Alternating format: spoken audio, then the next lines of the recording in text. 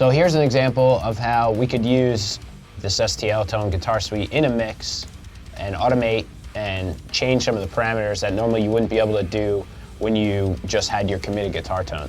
I've actually pulled up the cold mix from the band Gideon, and I have loaded my cold rhythm and bass presets. Here's the original section that I'm looking at. It's a stabby bit with some power chords. I'll play it for you.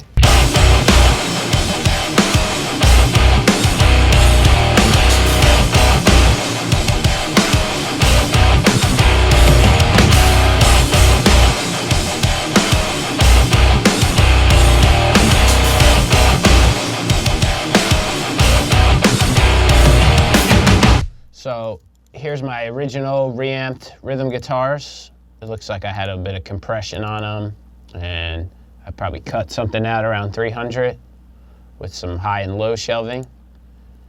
Here's my bass and guitar presets playing the same section.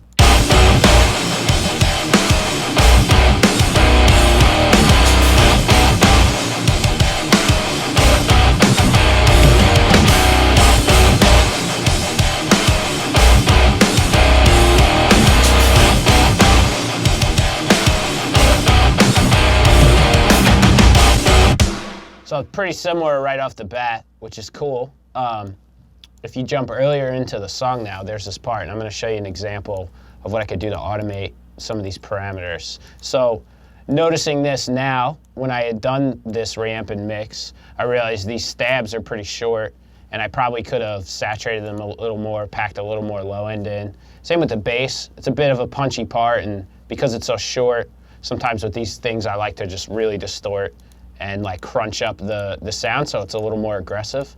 So what I realized I can do is I opened up my automation, and there's all of these options in Tonality that let you automate the amp, all the EQ, the gain, all the way down to the pedals, the EQ frequencies on your master EQ, the clipping and low boost modes of your overdrive. Everything's automatable in the plugin. So what I did was I took that same section, I turned the bass up, the distortion goes up, the low end goes up. I moved over to my guitars, added some resonance and drive, and added some more low end to the amp that was modeled. And I kind of was left with a much more like aggressive version that I actually think is cooler than what we did on the record. So if you listen to that same section now, here's my original reamped guitars and bass tones.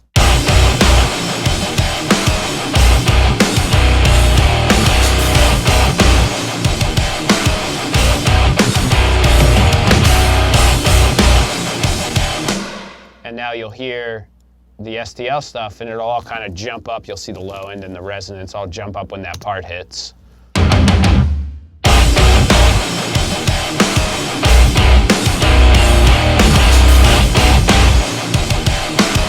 I've got the bass even going crazy.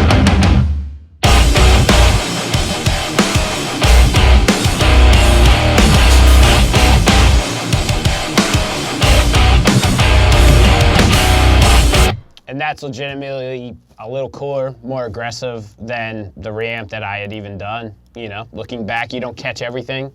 Maybe I just didn't think to turn a pedal on there, but here I am in the mix, and it's not as mean or punchy as it could be. So you have more control with the plugin than you even do with a regular amp, and they sound identical to me. So yeah, it's a pretty fun and useful trick for mixing.